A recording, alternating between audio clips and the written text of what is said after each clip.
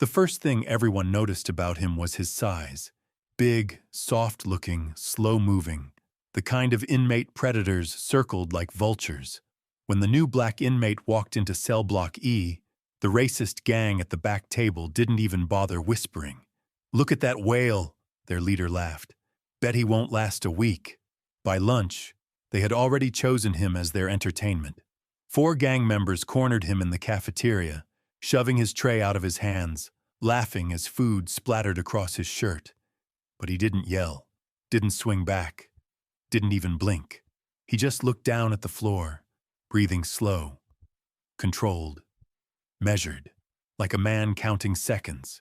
The gang didn't notice his knuckles, scarred, or the tattoo half hidden under his sleeve. Not a prison tat, a special operations mark most people will never recognize. And when the biggest gang member tried to grab him by the collar, the entire cafeteria watched a miracle of violence unfold. Because the fat guy they thought was harmless moved with the deadly precision of a man who once stormed enemy compounds in the dark. And within 10 seconds, everyone in that cafeteria realized they hadn't picked on a weak inmate. They had just started a war with a former Marine raider trained to end fights before they begin. Stay with me until the end, because what this man does next will change the hierarchy of the entire prison overnight. Before we begin, don't forget to like this video, hit subscribe, and comment where you're watching from. Now, let's get into it. Marcus Williams had been inside Riverside Correctional for exactly 48 hours when the Aryan Brotherhood decided he was their newest target. The heavy-set 43-year-old moved through the yard with deliberate steps, his weathered face showing no emotion, as inmates sized him up from every corner. What they saw was exactly what Marcus wanted them to see: a tired, middle-aged man carrying extra weight around his midsection, moving like someone who'd given up fighting long ago. His shoulders slumped forward in apparent defeat, and his eyes stayed fixed on the ground ahead of him. The Brotherhood's leader, Danny "Tank" Morrison, watched from his usual spot near the weight pit. Tank had been running operations in Cell Block E for 6 years, and his reputation for brutal efficiency kept even the guards nervous. His pale skin was covered in swastika tattoos and crude prison ink that told stories of violence and hatred. "Fresh meat," Tank announced to his crew, nodding toward Marcus. "Big boy looks like he's carrying some commissary money too. Time to collect our welcome tax." His lieutenants, 3 hardened criminals with dead eyes and scarred faces, grinned with anticipation. They'd performed this routine dozens of times before. New inmates, especially black inmates, learned quickly that Tank's crew controlled everything that mattered in Cell Block E. But Marcus Williams wasn't just any new inmate. 25 years earlier, he'd graduated from the Marine Corps School of Infantry as the top marksman in his class. By age 21, he was conducting classified operations in places that didn't officially exist on any map. The Marines had taken a kid from the inner city of Detroit and forged him into something deadlier than anyone in this prison could imagine. The Marine Raiders had taught him to read environments, assess threats, and neutralize enemies with surgical precision. More importantly, they'd taught him patience, how to wait, how to watch, how to let his opponents reveal their weaknesses before striking. That afternoon in the commissary, Marcus deliberately chose items that would make him appear vulnerable: expensive toiletries, candy bars, and other luxury items that screamed easy target to predators. He paid with crisp bills from his booking money, making sure Tank's crew could see exactly how much cash he carried. The trap was set. During evening chow, Marcus selected a table in the far corner of the cafeteria. He sat alone, methodically eating his meal while keeping his peripheral vision locked on Tank's crew 3 tables away. They whispered and pointed, their body language broadcasting their intentions to anyone who knew how to read tactical situations. Marcus finished his green beans first, then his mashed potatoes, then his mystery meat, chewing each bite with the same measured rhythm he'd once used to control his breathing during sniper missions. Everything about his demeanor suggested a man trying to stay invisible. Tank made his move during the final 10 minutes of dinner service. The four gang members approached Marcus's table in a diamond formation. Tank directly ahead, two flankers on either side, and one trailing behind to cut off retreat routes. It was amateur hour tactical positioning, but effective enough against most inmates. "You sitting in our spot, boy?" Tank announced, his voice carrying across nearby tables. Conversation stopped as other inmates turned to watch the entertainment. Marcus continued chewing, his dark eyes never leaving his tray. The silence stretched for several seconds before Tank slammed his palm down on the metal table. "I said you're in our spot." Still no response from Marcus. He reached for his milk carton with movements so slow they seemed almost meditative. Other inmates began backing away from surrounding tables, sensing violence approaching like an incoming storm. Tank's face reddened with anger and embarrassment. In prison, respect was currency, and this fat newcomer was making him look weak in front of witnesses. He grabbed Marcus's food tray and hurled it across the table, sending beans and potatoes flying across Marcus's orange jumpsuit. The cafeteria fell silent except for the hum of fluorescent lights overhead. Marcus finally looked up, his brown eyes meeting Tank's pale blue ones for the first time. What Tank saw there should have been his first warning. These weren't the eyes of a frightened inmate. They were the eyes of a predator who'd been waiting for this exact moment. "You got something to say now, fat boy?" Tank sneered, leaning forward until his face was inches from Marcus's. Marcus stood up slowly, his considerable bulk unfolding from the bench seat. At 6'2" and 260 pounds, he towered over Tank's wiry frame, but his movements remained unhurried, almost lazy. "Apologize," Marcus said quietly. Tank blinked, certain he'd misheard. "What did you say?" "Apologize for the disrespect, and we can both walk away from this." The entire cafeteria erupted in laughter. Even some of the guards chuckled at what seemed like the most ridiculous request in prison history. Tank's crew slapped each other's backs, enjoying the comedy show. But Marcus wasn't joking. He was offering Tank one final opportunity to de-escalate before the real violence began. It was a courtesy he'd learned to extend even to enemy combatants overseas, give them a chance to surrender before the shooting started. Tank reached for Marcus's collar, intending to slam him back down into his seat. It was exactly the move Marcus had been waiting for. What happened next took less than 3 seconds, but those 3 seconds would be replayed in prison stories for years to come. Marcus's left hand moved first, intercepting Tank's reaching arm with a grip that crushed bone against bone. The gang leader's confident sneer vanished as he felt his wrist trapped in what felt like a steel vice. Before Tank could process what was happening, Marcus pivoted on his right foot and drove his elbow upward into Tank's solar plexus with surgical precision. The strike landed exactly where Marcus intended, hitting the cluster of nerves that would paralyze his opponent's diaphragm without causing permanent damage. Tank's breath exploded from his lungs in a wet gasp as he doubled over, his face turning purple. But Marcus wasn't finished. He shifted Tank's weight forward and swept his legs, sending the gang leader crashing face first into the cafeteria table with a sickening thud. The entire sequence looked effortless, like Marcus was simply helping Tank sit down. But every inmate in that cafeteria recognized lethal efficiency when they saw it.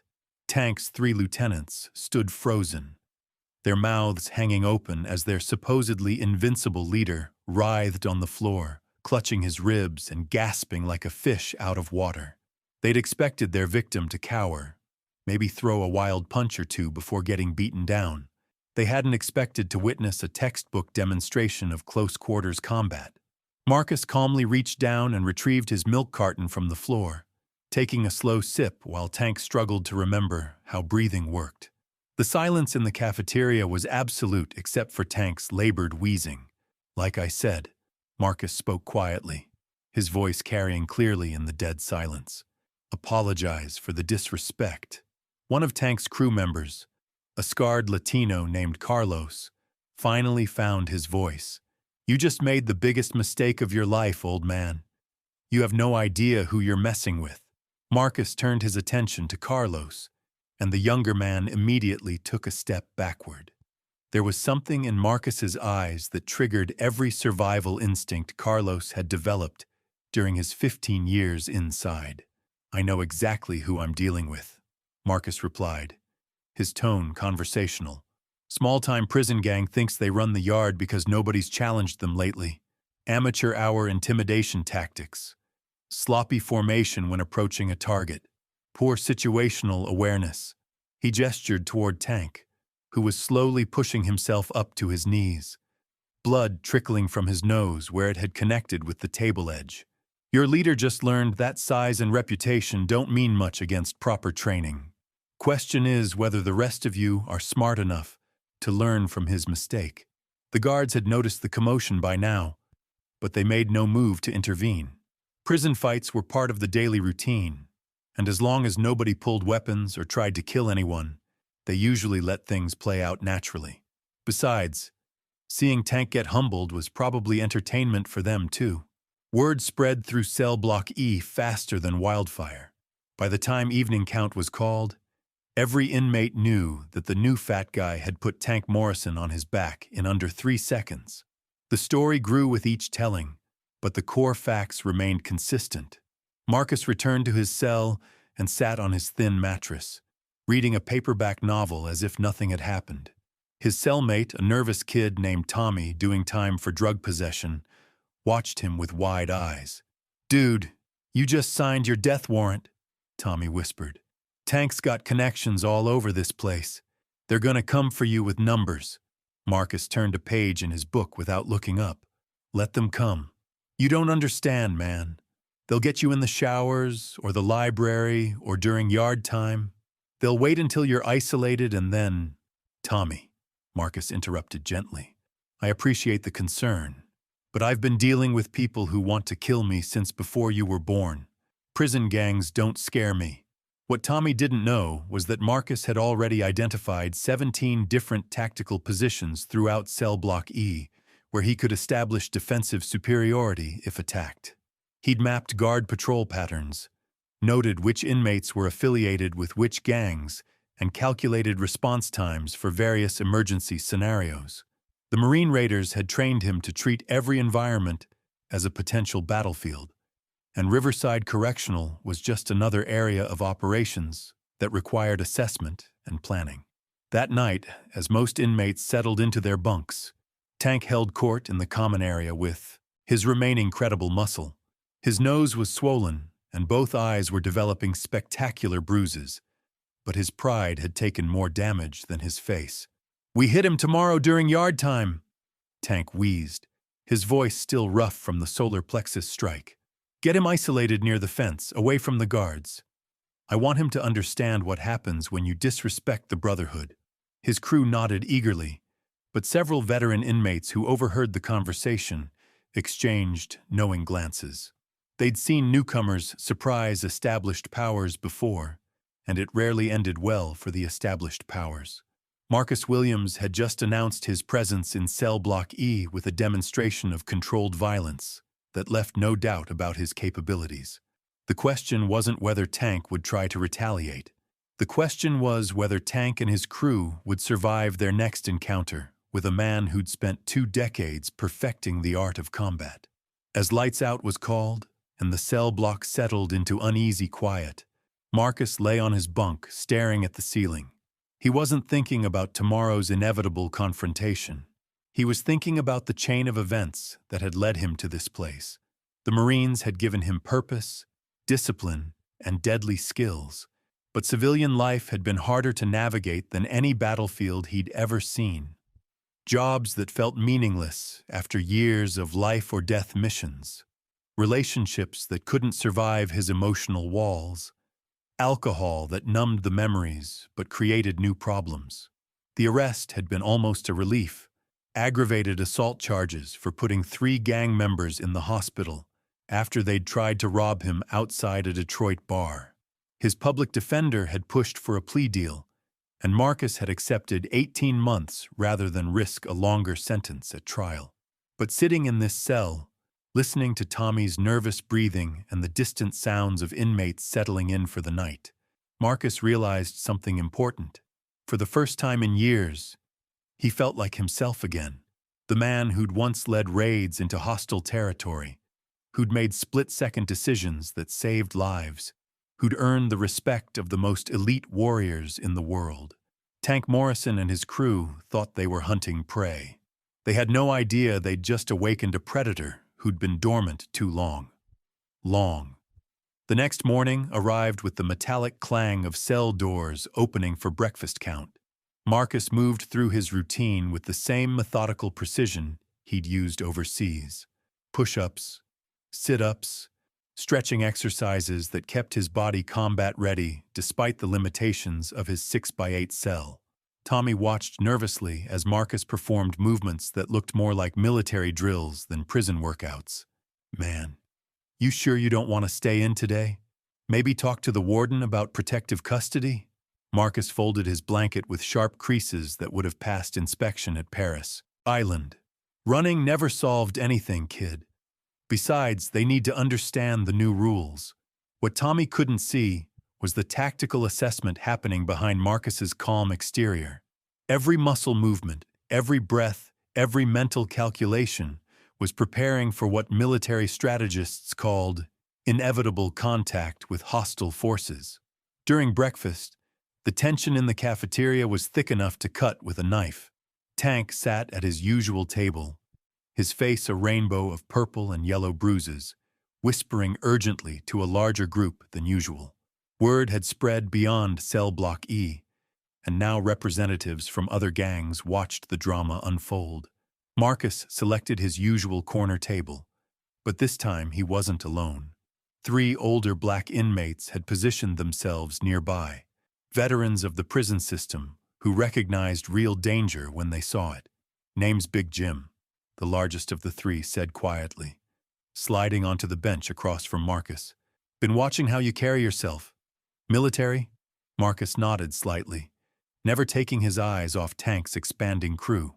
"Marines. You?" "Army. 2 tours in Nam before this place became home." Big Jim's weathered face carried scars that spoke of battles both foreign and domestic. "That boy Tank's been running his mouth all night, talking about making an example. How many you count?" Marcus asked, methodically eating his eggs. 12 of his own crew, plus some hired muscle from the Latin Kings. They're planning something for yard time." Big Jim leaned forward. "Question is, you planning to handle this alone or you want some backup?" Marcus considered the offer carefully. In his Marine unit, no mission was ever conducted solo, but accepting help from other inmates would create obligations, debts that could complicate his remaining time inside. "I appreciate the offer," Marcus said finally, "but this stays between me and Tank. Don't want to drag good men into something that's already settled." Big Jim studied Marcus's face, recognizing the quiet confidence of a man who'd faced worse odds and survived. "Your call, Marine, but know that some of us got your back whether you ask for it or not." 2 hours later, the yard gates opened for morning recreation time. The October air was crisp, and most inmates headed for the basketball courts or weight area. Marcus walked slowly toward the far end of the yard, where a chain-link fence separated the prison from the outside world. He'd chosen this position deliberately. Open ground behind him, clear sight lines in all directions, and multiple escape routes if things went sideways. It was classic Marine doctrine. Control the terrain, control the battle. Tank appeared with his expanded crew, moving in a loose formation that suggested some tactical planning. The Latin King's muscle flanked wide to cut off retreat routes, while Tank's core Brotherhood members approached directly. 17 men total, all carrying makeshift weapons hidden in their waistbands. Other inmates began backing away from the area, sensing violence approaching. Even the guards in the towers turned their attention toward the developing situation, though prison protocol required them to let inmates settle their own disputes, unless weapons appeared. "Time to finish what you started, fat boy," Tank called out when his crew was 50 feet away. His voice carried across the yard, ensuring maximum witnesses for what he planned to be Marcus's public humiliation. Marcus stood perfectly still, his hands at his sides, breathing controlled and steady. To casual observers, he looked like a man preparing to surrender, but anyone with combat experience would have recognized the stance of a warrior choosing his moment. "Last chance to apologize," Marcus said calmly as the circle tightened around him. Tank laughed, the sound harsh and ugly. "Only thing I'm sorry about is not putting you down yesterday, but we're gonna fix that mistake right now." The attack came from 3 directions simultaneously. Tank's signal was subtle, but Marcus had been watching for it. The moment Tank's right shoulder dipped slightly, Marcus was already moving.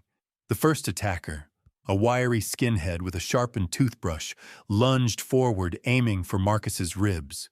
Marcus sidestepped the thrust and grabbed the man's wrist, using his forward momentum to drive him face first into the chain-link fence.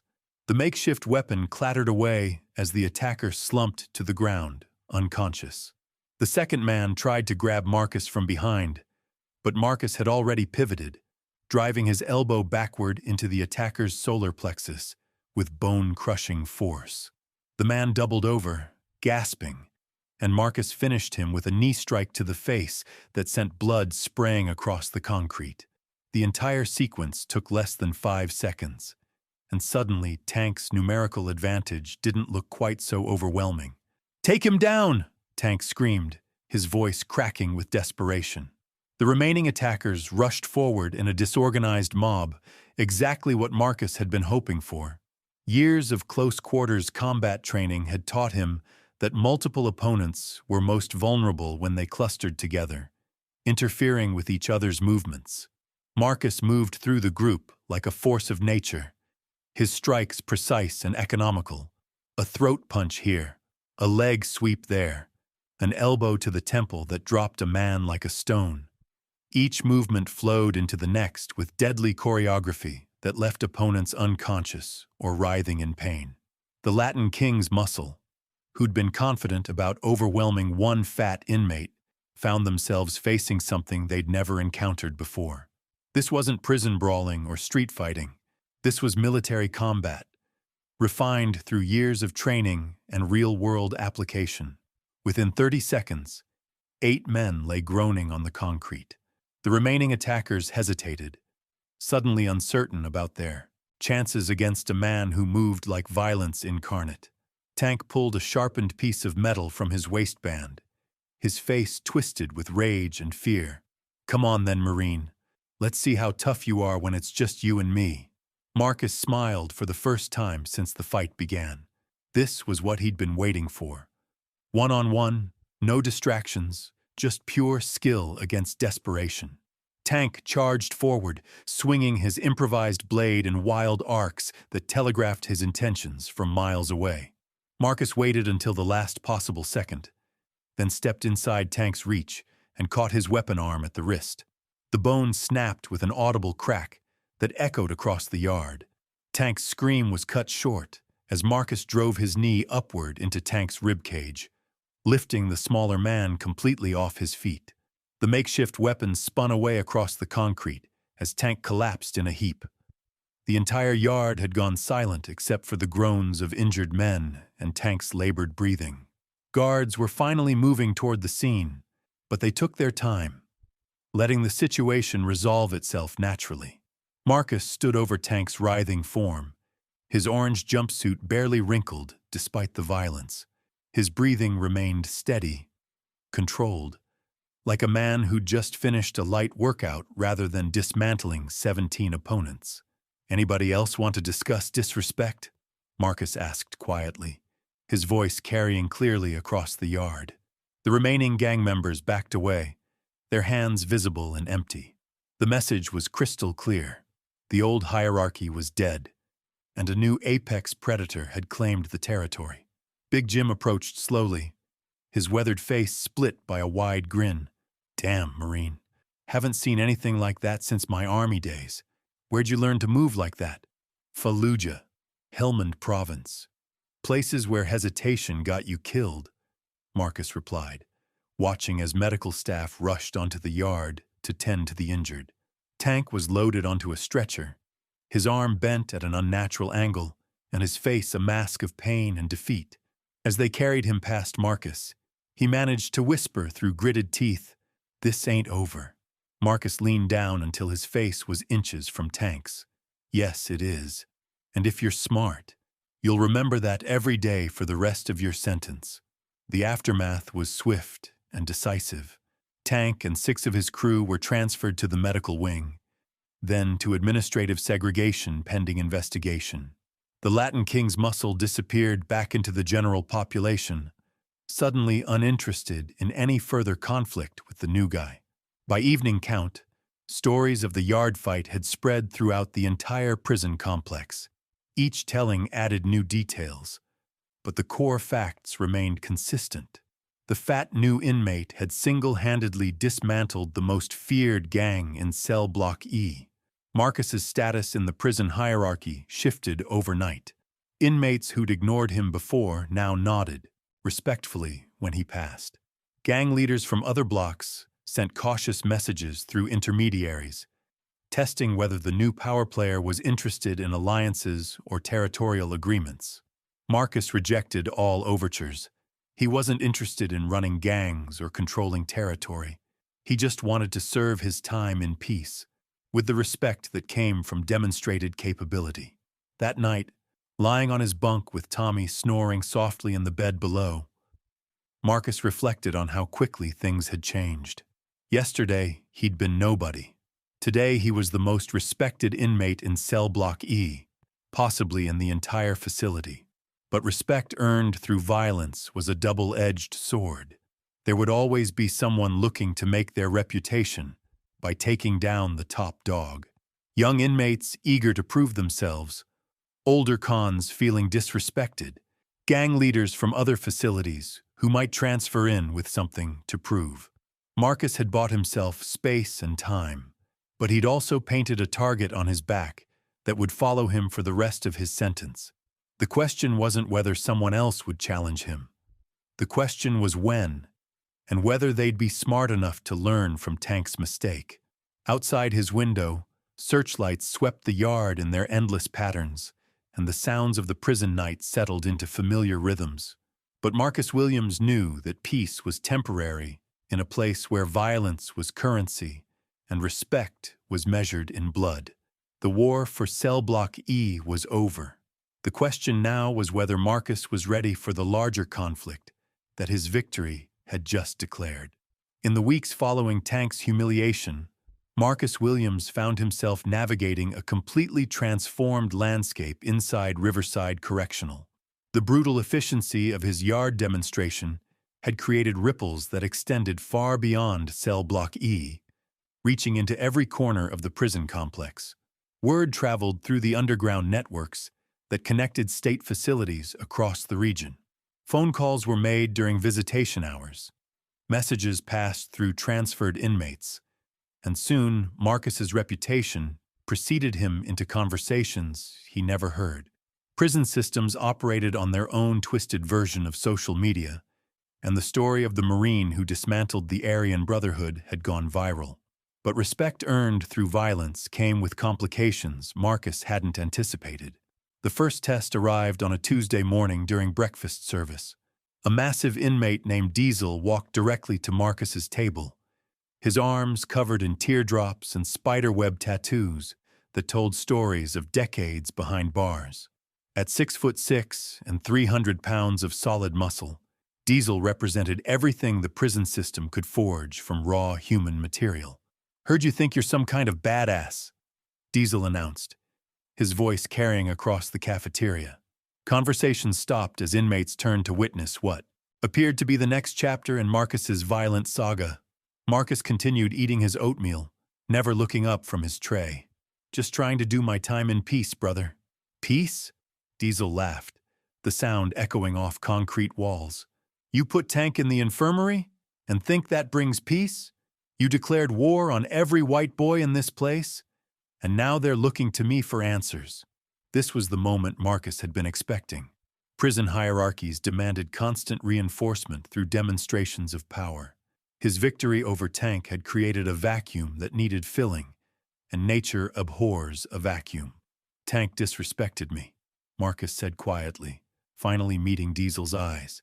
I gave him a chance to walk away. He chose violence, and now I'm choosing violence, Diesel replied, cracking his knuckles with sounds like breaking branches. Stand up, Marine. Time to see if you can handle a real opponent. The cafeteria held its breath as Marcus slowly pushed back from the table. His movements remained unhurried, deliberate, but inmates who'd witnessed the yard fight recognized the subtle shift in his posture. The predator was awakening. You sure about this? Marcus asked, rising to his full height. Even at 260 pounds, he looked small compared to Diesel's massive frame. Because once this starts, it doesn't stop until one of us can't continue. Diesel's response was immediate and brutal. His right fist whistled through the air where Marcus's head had been a millisecond earlier. But Marcus had already moved, reading the telegraphed punch and stepping inside Diesel's reach with fluid precision. What followed wasn't the wild brawl most inmates expected. It was a clinical demonstration of how proper training could overcome size and strength advantages. Marcus worked Diesel's body like a surgeon, targeting pressure points and nerve clusters with strikes that looked gentle but carried devastating effect. Diesel swung again, his massive arms creating hurricane force, but Marcus flowed around the attacks like water around stone. Each missed punch left Diesel slightly off balance, creating openings that Marcus exploited with ruthless efficiency. The end came suddenly. Diesel overcommitted to a haymaker that would have decapitated most men, but Marcus ducked under the swing and drove his elbow upward into Diesel's armpit. The strike hit the brachial plexus perfectly, sending lightning bolts of nerve pain down Diesel's right arm. As Diesel stumbled, Marcus caught his weakened arm and applied a standing armbar that hyperextended the elbow joint beyond its natural range of motion. The sound of cartilage separating was audible throughout the silent cafeteria. Diesel's scream echoed off the walls as he dropped to his knees, his right arm hanging useless at his side. Marcus maintained the hold for exactly 3 seconds longer than necessary, ensuring every witness understood the message being delivered. Like I said, Marcus spoke into the silence. Just trying to do my time in peace. He released Diesel's arm and returned to his table, finishing his oatmeal while medical staff rushed to assist the writhing giant. The entire encounter had lasted less than 90 seconds, but its impact would resonate for months. Tommy watched from their table with wide eyes, his breakfast forgotten. Dude, you just took down Diesel. That's impossible. He's been the enforcer for the Black Gorilla family for 8 years. Marcus shrugged, sipping his coffee like nothing had happened. Size doesn't matter when technique is perfect. Marines taught me that on my first day of combat training. But Marcus knew this victory would bring new challenges. Diesel's defeat had effectively neutered the BGF's enforcement capability, creating another power vacuum in the complex web of prison politics. Other gangs would move to fill the void, testing boundaries and challenging authority. More importantly, word of Marcus's capabilities was spreading beyond the walls of Riverside Correctional. In maximum security facilities across 3 states, shot callers were having conversations about the Marine who was dismantling established hierarchies with surgical precision. The next challenge came from an unexpected direction. Marcus Williams served the remaining 14 months of his sentence without another serious challenge. Word had spread through every prison network in the region that Cell Block E housed a predator who moved like death itself. Gang leaders from other facilities made sure their transferred members knew the rules. Respect the Marine, give him space, and never mistake his quiet demeanor for weakness. When his release day finally arrived, Marcus walked through those gates carrying the same weathered duffel bag he'd brought in. But something fundamental had changed during his time inside. The warrior who'd felt lost in civilian life had rediscovered his purpose through the crucible of prison violence. He'd learned that respect wasn't about the uniform you wore, or the battles you'd fought overseas. It was about how you carried yourself when everything was stripped away except your character and your training. Marcus Williams had entered Riverside Correctional as a broken veteran drowning in regret. He left as a man who understood that some battles choose you, and the only question is whether you're prepared to fight them with honor. 6 months later, he opened a martial arts academy in Detroit, teaching young men and women that true strength comes from discipline, not violence. His students never knew about his time in prison, but they learned the same lesson he'd taught Tank Morrison and Diesel that first week inside.